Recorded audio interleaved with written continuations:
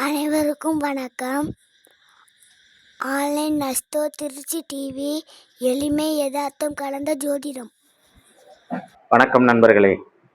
கேது திசை எப்போது நன்மை தரும், இதுதான் இன்னைக்கு வீடியோவில் பார்த்துருக்கோம். நம்ம கேதுவை பற்றி வீடியோ போட்டு ரொம்ப நாள் ஆச்சு. சரி, கேது பகவான் வந்து பார்த்தீங்கன்னா இயற்கையிலேயே அவர் ஒரு பாவ கிரகம். அதாவது என்ன சொல்றது அப்படின்னா, சூரிய சந்திரர்களுக்கு இடையிலே வந்து பார்த்தீங்கன்னா அதாவது அமிர்தம் கிடைக்கிறாங்க. அதுல சூரியர் சந்திரருக்கு இடையில போய் பாவ கிரகமான ராகு அமர்ந்து அந்த அமிர்தத்தை உண்டதுனால கடைசியில சந்திரன் போய் சூரிய சந்திரன் 2 பேரும் மகாவிஷ்ணுகிட்ட சொல்லி அவங்க வந்து இவங்களுடைய தலையை கொய்து விடுவாங்க. அப்ப அந்த மனித உடம்பு வந்து 2ஆ போயிடும். அதுக்கு ஒரு பாம்போடைய உருவத்தை வச்சு 2 விஷயமா பிரிச்சு விட்டுறது. அதுல வந்து பாத்தீங்கன்னா மனித தலை இருக்கக்கூடிய ஒரு விஷயம் வந்து ராகுவாகவும், பாம்பின் தலை இருக்கக்கூடிய விஷயம் வந்து கேதுவாகவும் நம்ம வந்து பார்ப்போம். அப்போ மனித தலை பாம்பு உடல், நல்லா புரிஞ்சுங்க. மனித உடல் பாம்பு தலை, இது வந்து கேதுவாகவும் சொல்லப்பட்டிருக்கு. சரி, இந்த ராகு வந்து சூரியனின் பிரதிபலிப்பாகவும், இந்த கேது வந்து சந்திரனின் பிரதிபலிப்பாகவும் சொல்லுவாங்க. எல்லா வீடியோலுமே ராகு கேதை பத்தி நம்ம பேசும்போது இந்த விஷயத்தை நான் சொல்லலை, இப்ப சொல்றேன். அதே மாதிரி பகலில் நிழலாக ராகுவும் இரவில் நிழலாக கேதுவும் இருப்பாங்க. அப்போ இரவுல நீங்க பண்ற எல்லா தப்பையும் கணக்கிடக்கூடிய ஆள் வந்து கேது தான். அதனாலதான் கேதுனா சித்திரகுப்தன் வச்சாங்க. அவர் தானே நம்மளுடைய கணக்குகள் எல்லாம் மேல இருந்து பாக்குறாரு. சரி, அப்படிப்பட்ட கேது உங்களுடைய ஜாதகத்துல எந்த இடத்துல இருந்தால் அதிக நன்மை தருவார் அப்படிங்கிற ஒரு அமைப்பை பற்றி தான் இந்த வீடியோல பார்க்க போறோம். அனைவருக்கும் வணக்கம். இன்றைய வீடியோல கேதுவை பத்தி, கேது எப்போது நன்மை தரும் அப்படிங்கிற ஒரு டாபிக் தான் பார்த்துட்டு இருக்கிறோம். நம்மகிட்ட ஆன்லைன் கன்சல்டேஷன் பார்க்கணும்னு நினைக்கிறவங்க 1010 ரூபா இந்தியாவுக்கு கட்டணம் பே பண்ணி நீங்க பார்த்துக்கலாம். ஃபாரினுக்கு 3030 ரூபா கட்டணம் பே பண்ணி பார்த்துக்கலாம். சரிங்களா? அதன் பிறகு பார்த்தீங்கன்னா ஒவ்வொரு வாரமும் சனிக்கிழமை 7 மணி முதல் 8 மணி வரை நம்மளுடைய ஆன்லைன் அஸ்ட்ரோ திருச்சி டிவியில யூடியூப் இலவசமான நேரலை வந்து பண்ணிட்டு இருக்கிறோம். சரிங்களா? அதுல நீங்க தயவு செய்து கலந்துக்கிட்டு உங்களுடைய கேள்விகளை கொடுத்து உங்களுடைய ஜாதகத்தில் இருக்கக்கூடிய ஏதாவது ஒரு பிரச்சனைக்கு நீங்கள் தீர்வு வாங்கிக் கொள்ளலாம் அப்படின்னு சொல்லி ஆன்லைன் அஸ்ட்ரோ திருச்சி டிவி முதன்முறையாக பார்க்குறவங்க சப்ஸ்கிரைப் பண்ணுங்க, லைக் பண்ணுங்க, ஷேர் பண்ணுங்க. பக்கத்தில் இருக்கிற ஹைப்னு ஒரு பட்டன் இருக்கும், அதை வந்து கிளிக் பண்ணுங்க. நாளைய தினம், அதாவது இன்றைய இந்த வீடியோ வந்து உங்களுடைய பார்வைக்கு வருவதற்கு முன்னாடி, ஆக்சுவலி இந்த வீடியோ வந்து இன்னைக்கு ஷூட் பண்றதுனால ஒவ்வொரு வாரமும் சனிக்கிழமை 7 மணி முதல் 8 மணி வரையோ அல்லது 8 மணி முதல் 9 மணி வரையோ இந்த 2 நேரத்துல ஏதாவது ஒரு நேரம் கண்டிப்பாக யூடியூப்ல இலவசமா நேரலை பண்றோம். அதில் அனைவரும் கலந்து கொண்டு பயன்பெறுமாறு உங்களை அன்புடன் கேட்டுக்கொள்கிறேன். வாங்க இப்ப நம்ம எடுத்த சப்ஜெக்டுக்குள்ளார போலாம். அதாவது கேது கேது வந்து பாத்தீங்கன்னா சின்னதா இருக்கக்கூடிய பொருள்கள் பூரா கேதுங்க. பெரிய திரை ராகுனா சின்ன திரை கேது. டிவி வந்து ராகு அப்படின்னா லேப்டாப் வந்து, கம்ப்யூட்டர் வந்து ராகுனா லேப்டாப் வந்து பாத்தீங்கன்னா கேது. ஓகேங்களா? அதே மாதிரி மருத்துவ கிரகம் கேது. அதனாலதான் அஸ்வினி குமாரர்கள் வந்து பாத்தீங்கன்னா, அஸ்வினி நட்சத்திரத்துல பிறந்தவர் வந்து பாத்தீங்கன்னா நம்மளுடைய தன்வந்திரி அப்படிங்கிற ஒரு அமைப்பை வந்து சொல்றாங்க. சரிங்களா? அஸ்வினி குமாரர்கள் இருக்கக்கூடிய ஒரு விஷயங்கள் வந்து பாத்தீங்கன்னா மருத்துவத்துக்கான ஒரு விஷயம் அப்படிங்கிறது ஒரு நம்மளுடைய கருத்து. சரி, இன்னொரு அமைப்பு வந்து பாத்தீங்க அப்படின்னா கேதுங்கிறது எதிலும் நுண்ணிய முனை, எதுலையும் டிஜிட்டல், எதுலையும் சின்னது அப்படின்னு அர்த்தம். ஊசியோடைய முனையை பாத்தீங்கன்னா, இன்ஜெக்ஷன் போடுறோம்ல, அந்த ஊசியோடைய முனை பாத்தீங்கன்னா கேது தான். ஓகேங்களா? எதுலையுமே ஒரு பற்று இல்லாம இருக்கக்கூடிய தன்மை, எதுலையுமே ஒரு ஆர்வம் இல்லாம இருக்கக்கூடிய ஒரு விஷயம், ஆன்மீகம் சார்ந்த ஒரு விஷயத்துல ஒரு மிகுந்த ஈடுபாடு இருக்கிறது, மற்றவர்களுக்காக சேவை செய்யறது, தன் குடும்பத்தை பற்றி பெரியதாக நினைத்து கொள்ளாமல் இருப்பது, அல்லது தனக்கு குடும்பங்கிற ஒரு விஷயத்தை பெருசாக எடுக்காம இருக்கிறது, தன்னுடைய குடும்பத்துக்காக எதுவும் செய்யாமல் மற்றவர்களுக்காக உழைக்கிறது. இந்த மாதிரி கேதுவின் அமைப்புகளை நாம் அடுக்கி கொண்டே போகலாம்.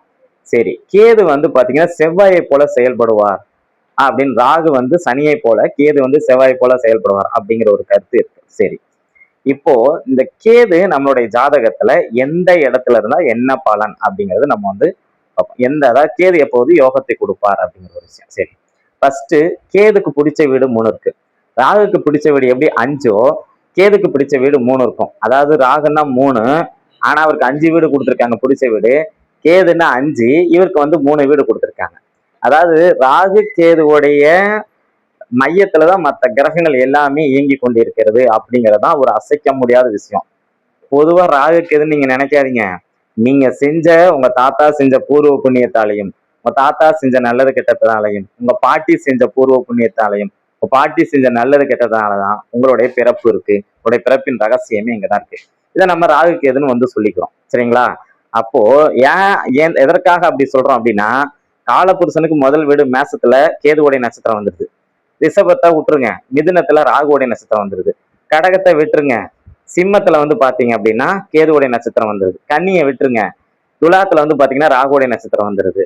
விருச்சிகத்தை விட்டுருங்க, தனுசுல வந்து பாத்தீங்கன்னா கேதுவோடைய நட்சத்திரம் வந்துருது. மகரத்தை விட்டுருங்க, கும்பத்துல வந்து பாத்தீங்கன்னா ராகுவோடைய நட்சத்திரம் வந்துருது. மீனத்தை விட்டுருங்க, மறுபடியும் மேசத்துல கேதுவோடைய நட்சத்திரம் வந்துருது. அப்ப இந்த ஜாதகம் கட்டம் பாத்தீங்கன்னா ஒரு கிரகத்துக்கும் ராகுக்கும் கேதுவுக்கும் இடையில தான் நம்மளுடைய வாழ்க்கை டிராவல் ஆகிற மாதிரி தான் ரெண்டு நட்சத்திரங்களை அடுத்தடுத்த வீடுகள்ல ஒரே ஒரு வீட்டை கேப் விட்டு வச்சிருக்கிறதுக்கான காரணம் இதுதான். ஓகேங்களா? அப்போ இந்த கேதுவோடைய அமைப்பு வந்து பாத்தீங்கன்னா அவருக்கு ரொம்ப பிடிச்ச வீடு 3 வீடு. கன்னி வீட்டுல கேது இருப்பது, விருச்சிக வீட்டுல கேது இருப்பது, கும்ப வீட்டுல கேது இருப்பது. நல்லா கவனிச்சீங்கன்னா தெரியும். நீங்க கேது வந்து செவ்வாய் போல, அதனால விருச்சிக வீட்டுல ஓகே. பட் ஏன் சார் கும்ப வீட்டுல வச்சிருக்கிறாங்க அப்படின்னு சொல்லி பாத்தீங்கன்னா, கும்பங்கிறது கோபுரம், கோபுரங்கிறது ஆன்மீகம், கோபுரங்கிறது கலசம். அது வந்து ஒரு ஆன்மீக தன்மைக்கான அமைப்பை தரும். சந்திரன் சனி குரு இணையும் போகும்போது அங்க ஆன்மீகத்துக்கான அமைப்பை நிச்சயமாக வேலை செய்யும் அப்படின்னு அர்த்தம். நீங்க அதுல நல்லா தெளிவா கவனிச்சு பாத்தீங்கன்னா உங்களுக்கு ஒரு விஷயம் தெரியும். கேது கும்பத்துல இருக்கும்போது அங்க பாருங்க குருவுடைய நட்சத்திரம் இருக்கும். குருவும் கேதுவும் இணையும் போது நிச்சயமாக அங்க ஆன்மீகம் சார்ந்த ஒரு அமைப்பு இருக்கும். நம்ம தமிழ்நாட்டுல நம்பர் 1 இசையமைப்பாளர்னு ஒருத்தர் இருந்துட்டு இருக்கிறாரு. அவருடைய ஜாதகத்துல இந்த இணைவு இருக்கு. அவங்க ஆன்மீகத்துக்காக அவர் எவ்வளவு பண்ணியிருக்கிறாரு அப்படிங்கிறது நம்ம எல்லாருக்குமே தெரியும். சரி, அது ஒரு பக்கம் இருக்கட்டும். சரி, விருச்சிகத்துல செவ்வாயை போல கேதுங்கிறதுனால அவர் விருச்சிக வீட்டுல அவர் இருக்கிறது பெரிய ஒரு ஆச்சரியம் கிடையாது. ஆனா கும்ப வீட்டுல ஏன் அவர் வலிமையா இருக்கிறாருன்னு உங்களுக்கு இப்ப தெரியும். கும்பத்துல வந்து அங்க குருவுடைய நட்சத்திரம் இருக்கு. குருவுடைய நட்சத்திரம் வந்து அதாவது நீங்க இன்னொரு கொஸ்டின் கேட்கலாம், சார் துலாத்திலையும் குருவுடைய நட்சத்திரம் இருக்கு, கடகத்திலையும் இருக்கு, மிதுனத்திலையுமே இருக்கு, ஏன் சார் அங்க மட்டும் பலம் அதிகம் அப்படின்னா, ஒரு கிரகம் எப்பவுமே ஆட்சி வீட்டுல தன்னுடைய நட்சத்திரத்தை ஷேர் பண்ணுது பாத்தீங்களா, அங்க இருக்கும்போது அதுக்கு பலம் அதிகம். சரிங்களா? நல்லா கவனிங்க. பஞ்ச பாண்டவர்கள் 5 பேருன்னு சொல்லுவாங்க. இவங்களுக்கு அண்ணனா பிறந்திருக்கக்கூடியவர் வந்து கர்ணன். கர்ணன் பிறந்தது பூரட்டாதி, குபேரன் பிறந்தது பூரட்டாதி. இந்த 2 நட்சத்திரமும் பாத்தீங்கன்னா மீனத்திலையும் தொடர்புல இருக்கும், கும்பத்திலையும் தொடர்புல இருக்கும். அப்ப அந்த வீடுகள்ல போய் அவர் இணையும் போது பாத்தீங்கன்னா அங்க ஒரு மிகப்பெரிய ஒரு வலுவான ஒரு அமைப்பு இருக்கும் அப்படிங்கிற ஒரு விஷயத்த இங்க நம்ம வந்து பார்க்கலாம். சரிங்க சார், கன்னி வீட்டுல இருக்குன்னு நம்ம வந்து சொல்றோம் சார். கன்னி வீட்டுல புதனுடைய வீட்டுல கேதுக்கு என்ன சார் வேலை அப்படின்னா, நல்லா கவனிங்க. சாப்ட்வேர்ல மிக மிக முக்கியமான துல்லியமான ஒரு ஒரு அதாவது என்ன சொல்ல, ஒரு சாப்ட்வேர் பண்றோம், ஒரு துல்லியமான ஒரு வேலை அமைப்பு. சரிங்களா? ரொம்ப சென்சிட்டிவா பார்க்கக்கூடிய ஒரு வேலை. இப்ப நீங்க ஒண்ணும் இல்லைங்க, ஒரு கம்ப்யூட்டரோ ஒரு லேப்டாப்போ நீங்க ஓபன் பண்ணி பாத்தீங்க அப்படின்னா உள்ள இருக்கிற ஐஸ் எல்லாம் பாத்தீங்கன்னா ரொம்ப சின்னதா இருக்கும், ரொம்ப சென்சிட்டிவா இருக்கும். ஒரு ஐஸுக்கு இன்னொரு ஐஸுக்கு ஜாயிண்ட் வந்து பாத்தீங்கன்னா ரொம்ப மைனூட்டா நம்ம கவனிக்கணும். அந்த மைனூட்டான வேலையை கொடுக்கக்கூடிய கிரகம் வந்து பாத்தீங்கன்னா கேது. அந்த கேது புதனோட சேரும்போது அது டெக்னாலஜி சார்ந்த ஒரு விஷயத்துல மிகப்பெரிய ஒரு யோகா அமைப்பை கண்டிப்பாக தருகிறது. அதனாலதான் இந்த கேது வந்து பாத்தீங்கன்னா கன்னி வீட்லயும் விருச்சிக வீட்லயும் கும்ப வீட்லயும் அவர் வலிமை அடைகிறார் அப்படிங்கிற ஒரு கருத்தை நீங்க வந்து தயவு செஞ்சு நிச்சயமா எடுத்துக்கலாம் அப்படின்னு. இதுல இன்னொரு கருத்தும் இருக்கு, நல்ல கவனிங்க. ஒரு பாவ கிரகம் 11ஆம் இடத்துல இருப்பது யோகத்தை தரும். அந்த அமைப்புல காலபுருஷனுக்கு 11ஆம் இடத்துல யோகம். அதே மாதிரி ஒரு பாவ கிரகம் வலிமை குறைந்து இருப்பது யோகங்கிறதுனாலதான் காலபுருஷனுக்கு 6வது வீடான கன்னிலையும் 8வது வீடான விருச்சிகத்திலையும் அவர் வலுப்பெறுகிறார். இப்படி நீங்க எடுத்துக்கலாம். சரி, கேதுவோடைய அமைப்புகளை நம்ம வந்து இங்க பார்த்துட்டோம். இந்த கேதுக்கு வந்து பாத்தீங்கன்னா நட்பு கிரகங்கள் அப்படின்னு சொல்லி பாத்தீங்கன்னா கேது வந்து பாத்தீங்கன்னா ராகு அளவுக்கு அவர் ஒரு மோசமான கிரகம் கிடையாது. ராகு வந்து ஒரு முழுமையான இருள் கிரகம். கேது வந்து தடை தாமதத்தை கொடுத்து உங்களுக்கு வாழ்க்கையில ஒரு நல்ல விஷயங்களை தரும். சரிங்களா? இதற்கும் ராகுக்கும் கேதுக்கும் வித்தியாசம் இருக்கு. சரி, இந்த கேதுவோட சூரியன் சந்திரன் இணைவது, முதலில் கேதுவோட சூரியன் இணைவது நல்லா தெரிஞ்சுங்க, கிரகண தோஷம் தான் சொல்லப்பட்டிருக்கு. ஆனா ஒரு ஒரு 20% ஜாதகத்துல கேதுவும் சூரியனும் இணைஞ்சு மிகப்பெரிய ராஜயோகத்தை கொடுத்திருக்குது. 80% அளவுக்கு வந்து பாத்தீங்கன்னா அங்க ஒரு தோஷத்தை கொடுத்திருக்கு. தகப்பனாரால் ஒரு முன்னேற்றம் இல்லை, தகப்பனாரால் எந்த விதமான ஒரு ஆதாயம் இல்லாம பூர்வீக சொத்து சார்ந்த ஒரு பிரச்சனை, இது எல்லாமே இந்த கேது சூரியனுடைய இணைவு போட்டு கொடுத்துருக்கு. ஆனா அந்த 20% யோகம் சொன்னேன் பாத்தீங்களா, அவங்க எல்லாருக்குமே தகப்பன் பெரிய அளவுல ஒரு நல்ல ஒரு அமைப்பு இல்லை, ஆனா இவங்க அரசாங்கத்துல மிக உயர்ந்த ஒரு வேலைக்கு போயிடுறாங்க. இதுவும் நம்ம கண் கூட பாக்குறோம். கேது சூரியன் இணை 100% கெட்டது, இது நல்லது பண்ணாது அப்படின்லாம் நம்ம எடுக்கவே முடியாது. 80% அது சரியில்லாத பலனாக இருந்தாலும் 20% அங்க நன்மையான பலன்கள் நடப்பது கண்கூடாக தெரிகிறது அனுபவத்தில். கேதுவுடன் சந்திரன் சேர்வது நல்லா கவனிச்சுங்க. கேதுவுடன் சந்திரன் சேரும்போது பாத்தீங்கன்னா இதுல இந்த அமைப்பு பாத்தீங்கன்னா இது ஒரு கிரகண தோஷம், சந்திர கிரகணம் வர மாதிரி ஒரு அமைப்பு இருக்கும். ஆனா சந்திரன் தன்னுடைய ஒளியை அந்த வெள்ளை கலர்ல இருக்கக்கூடிய அந்த பால் ஒளிக்கு பதிலாக சிவப்பு கலர்ல ஒரு ஒளியை செலுத்துவார் தவிர அவர் அங்க முழுமையாக கெட்டு போறது இல்லை. சந்திரனும் கேதுவும் எந்த அளவு இணையறாங்க அப்படிங்கறத பொறுத்து, சந்திரன் மனோகாரகன், தாய்க்கான கிரகம், ஓகேங்களா. அப்போ இந்த கிரகங்களுடைய இணைவுக்கு தகுந்தால போல இங்க சந்திரனுடைய கிரகணம் குறையும் அல்லது கூடும். இது பெரிய ஒரு பாதிப்பையோ ஒரு தோஷத்தையோ பெரிய அளவில் வேலை செய்யாது. இந்த கேது சந்திரனுடைய இணைவை எங்கேயாச்சும் இருந்து செவ்வாய் சனி பார்த்ததுன்னா கண்டிப்பாக இங்க பிரச்சனை ஆகும். இப்போ வெறுமனையா அவங்க 2 பேரும் இணைவது பாத்தீங்கன்னா சில நேரங்கள்ல மட்டும் புத்தி தடுமாற்றம் இருக்கும், மனசு ஒரு ஸ்டடி மைண்ட் எடுக்க முடியாது, ஸ்டடியா நம்மளுடைய மைண்டு இருக்காது அப்படிங்கிற ஒரு விஷயத்த பார்த்துக்கணும். சரி, கேதுவிட செவ்வாய். கேது பாத்தீங்கன்னா இருளும் அல்லாத ஒளியும் அல்லாத ஒரு விதமான கிரகம். அப்ப இந்த கேதுவும் செவ்வாயும் பாத்தீங்க அப்படின்னா 2 பேரும் சேர்ந்து இருக்கும் போது ஒரு விதமான கலப்பு பலன் நிச்சயமாக நடைபெறும். இங்க செவ்வாய் திசை நடக்கும்போது யோகமாகவும், கேது திசை நடக்கும்போது சற்று ஒரு பிரச்சனைக்குரிய விஷயமாகவும் இருக்கும் அப்படிங்கிறது நமக்கு தெளிவா தெரியுது. இன்னும் அதுல ஒரு அமைப்பு என்னன்னு சொல்லி பாத்தீங்க அப்படின்னா, கேது செவ்வாய் பாத்தீங்கன்னா எந்த வீடுகள்ல இணையறார் அப்படிங்கறத பொறுத்து இந்த யோகம் முடிவு செய்யப்படும். கேது செவ்வாய் 10ஆம் இடத்துல இருப்பது மிகுந்த ராஜயோகம். எனக்கு தெரிஞ்ச ஒரு ஜாதகத்துல கும்பலக்கணம் 10ஆம் இடத்துல செவ்வாய் கேது, நல்லா கவனிச்சுக்கோங்க. இவங்க டெக்னாலஜி சம்பந்தப்பட்ட லைன்ல இருக்காங்க, ஒரு மிகப்பெரிய உயரத்துல இருக்காங்க, நல்ல யோகா அமைப்பு இருக்கு, நிறைய கட்டிடங்கள் இருக்கு, வாடகை வருமானங்கள் நிறைய இருக்கு, நிலபலம் நிறைய இருக்கு, நஞ்ச புஞ்சம் எல்லாமே நிறைய இருக்குது. உடல் நலம் சார்ந்த பாதிப்பு அவ்வப்போது காட்டிக்கிட்டே இருக்கு. எங்கெங்க கேது செவ்வாயும் இணைஞ்சிருக்கும் போது. சரி, கேதுவுடன் செவ்வாயை பார்த்துட்டோம். கேதுவுடன் புதன் இணைவது, சரிங்களா. கேதுவுடன் புதன் இணைவது பாத்தீங்கன்னா கேது எதையுமே தடை தாமதத்தையும் கொடுக்கும், அதே நேரத்துல அந்த விஷயத்தை பெருக்கியும் கொடுக்கும், ஓகேங்களா. அப்போ கேதுவுடன் புதன் இணையும் போது சாஃப்ட்வேர் துறையில மிகப்பெரிய ஒரு இடத்துல இருக்கிறது, மிகப்பெரிய கணித மேதையாக இருக்கிறது. எனக்கு தெரிஞ்சு ஒரு கணித பேராசிரியர் இருந்தாரு, எனக்கு கூட ஒரு டீச்சிங் எடுத்தாரு நம்ம படிக்கும்போது. அவர் காலேஜ்ல மேக்ஸ் ப்ரொஃபஸர். அவர் ஒரு நாள் கூட கையில பேப்பர் நோட்ஸ் எழுதிட்டு மேக்ஸ் நடத்தினதே கிடையாது. வருவாரு, அவர் பாட்ட தியரம் எழுதுவாரு, அவர் பாட்டை போட்டுக்கிட்டே வருவாரு. நான் அவர்கிட்ட கேட்டேன், சார் எனக்கு ஒரு சின்ன சந்தேகம் சார். அவர் வேற்று மதத்தை சார்ந்தவர். அவர்கிட்ட நான் கேட்டேன், சார் நான் உங்களுக்கு கேதுவும் புதனும் சேர்ந்துருக்கா சார், எனக்கு மட்டும் கொஞ்சம் பார்த்து சொல்லுங்க சார். எப்போ 2001 அப்பெல்லாம் கொஞ்சம் பயந்த சுபாவத்துல கேட்டேன். எனக்கு அதெல்லாம் தெரியாதியா அப்படின்னாரு. உங்க டேட் ஆஃப் பர்த் மட்டும் கொடுங்க சார் அப்படின்னு சொன்னேன். டேட் ஆஃப் பர்த் கொடுத்தாரு. அதை வச்சு போட்டோம். டைம் போடும்போது அவர் ஜாதகத்துல கன்னி வீட்டுல புதன் உச்சம், அதே வீட்டுல கேது. அப்ப புதன் கேது இணையும் போது பாத்தீங்கன்னா கணிதத்துல ஒரு மிகப்பெரிய புலமை அடைஞ்சிருக்கிறார். ஆனா இங்க இன்னொரு விஷயத்தையும் கவனிக்கணும், அவருக்கு தாய்மாமன் இருக்கிறாரு, அவருக்கும் உரசல், அதுவும் நடந்துச்சு. சரி, அப்ப கேதுவோட புதன் சேரும்போது கணிதத்துல ஆடிட்டிங், அக்கௌண்ட்ஸ், கணக்கு வழக்கு சம்பந்தப்பட்ட விஷயத்துல ஒரு மிகப்பெரிய ஒரு யோகத்தை தருவார், நல்ல ஒரு அமைப்பை கண்டிப்பாக தருவார். இங்க புதன் வக்கரம் அடைஞ்சிருச்சுன்னா அதுக்கு ஒரு பலன் உண்டு. பொதுவா ராகு கேதோட வக்கர கிரகங்கள் இணைந்தால் யோகம் என்று சொல்லப்படுது, அது 100% உண்மை. இந்த இடத்துல ஏன்னா அவர் ஒரு ஒரு கிரகம் வக்கரம் பெற்று இப்போ உச்ச வீட்டுல இருந்து வக்கரம் பெற்று விட்டார் அப்படின்னா அது பலன் வேற தானே. மற்ற வீடுகள்ல இருந்து இப்போ இப்போ ஒரு உதாரணத்துக்கு பாத்தீங்கன்னா ரிஷபத்துல புதன் இருக்கு, கேதுவும் அங்கேயே இருக்கிறாரு, இந்த 2 பேரும் இணையறாங்க. அப்ப அந்த இடத்துல பாத்தீங்க அப்படின்னா புதன் நல்லபடியாக வேலை செய்யும். இதே இந்த இணை பாத்தீங்கன்னா கும்பத்துல இணையும் போது அங்கேயும் ஒரு நல்லபடியாக வேலை செய்யும், சரிங்களா. அவர் ஆட்சி உச்சத்துல இருக்கும்போது மட்டும் வக்கரமா இருப்பது சில பல சிக்கல்களை ஏற்படுத்தும் அப்படிங்கிறது உண்மை. சரி, அதுக்கப்புறம் பாத்தீங்கன்னா கேது குருவுடன் இணைவது. கேது குருவுடன் இணைவது மிகப்பெரிய ராஜயோகம். ஆனா இங்கேயும் நான் அதே விதிகளை தான் சொல்றேன். கேது உச்ச வீட்டுல இருக்கும் போது வக்கரம் அடைஞ்சு கேது, அதாவது குரு உச்ச வீட்டுல இருக்கும்போது கேதுவுடன் இணைஞ்சு வக்கரம் பெறுதல் கூடாது. கேது ஆட்சி வீட்டுல இருந்து வக்கரம், குரு ஆட்சி வீட்டுல இருந்து வக்கரம் பெற்று கேதுவுடன் இணையக்கூடாது. மற்ற வீடுகள்ல இருக்கும் போது வக்கரம் பெற்று கேதுவுடன் இணையும் போது குரு அபிரிதமான ஒரு யோக பலன்களை கண்டிப்பாக தரார்.